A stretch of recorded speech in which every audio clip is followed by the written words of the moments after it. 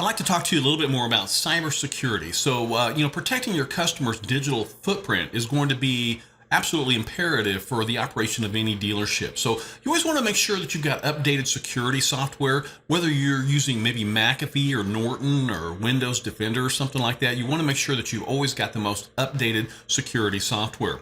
Always turn on automatic software updates, even with just your operating system. Maybe you're using a Mac, maybe you're using a PC.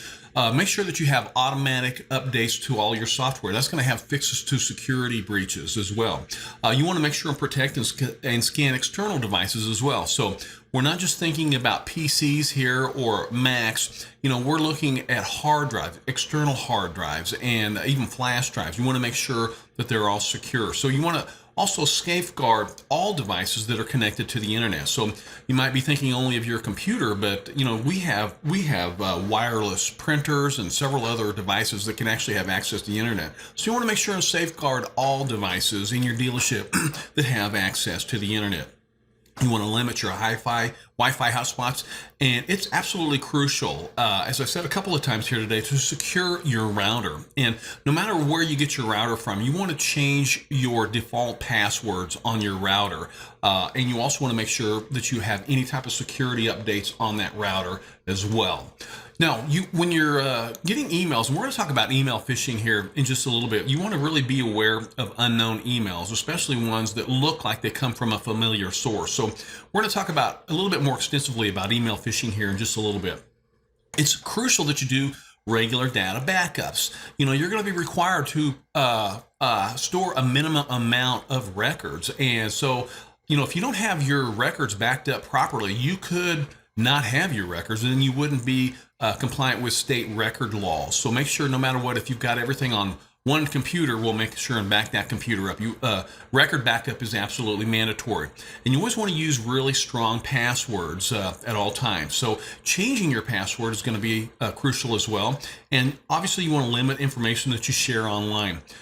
You have to educate your dealership employees on security, on cybersecurity, because, you could have an employee that leaves a laptop maybe at a dealer auction or something like that, and you could be liable for the information that is on that. And we'll talk about that here in a little bit as well. So if you do have sensitive information, obviously you want to store it in a locked room. You don't want to leave this information floating around the dealership to where even, say, an employee or maybe even a customer can come across that, and only allow sensitive data to those who need it the most. So that could be you, that could be, maybe a sales manager or general manager. You want to definitely limit sensitive data to the employees that need it the most. And always remind your employees to protect their sensitive data. So, if they've got a flash drive or something like that, they want to make sure that they're not carrying that off the dealership, that has all your records on it. And always keep track of who has access to all of your sensitive data. I would like to discuss with you secure website hosting. If you don't have the skills to set up the web presence that you want for your dealership, then you might have to find a web host provider to do that for you.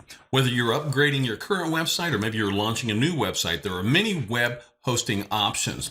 When comparing services, security has to be your top priority.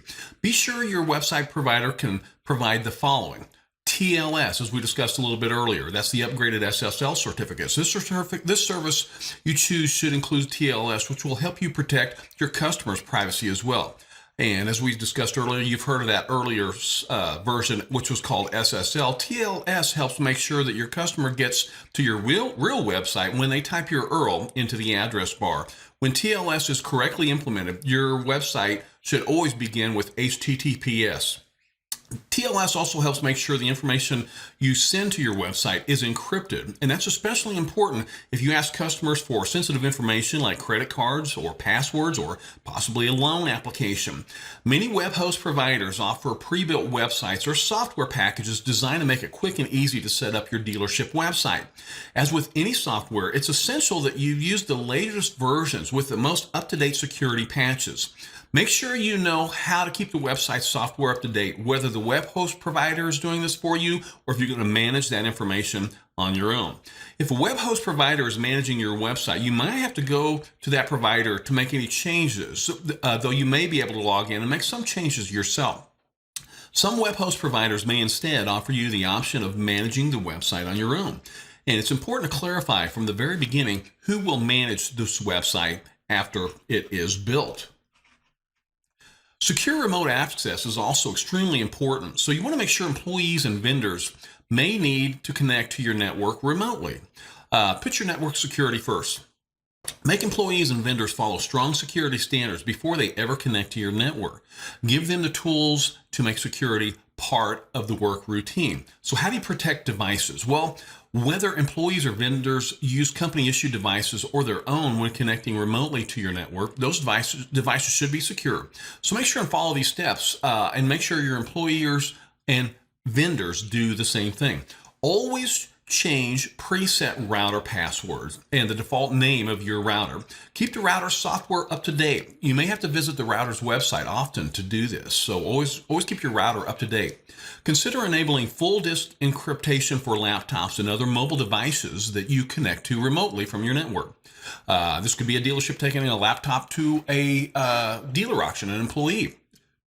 Check your operating system for this option, which will protect any data stored on the device if it's lost or stolen. This is especially important if the device stores any sensitive personal information. Always change smartphone settings to stop automatic connections to public Wi-Fi. Keep up-to-date antivirus protection on all devices that connect to the network and the internet, including mobile devices.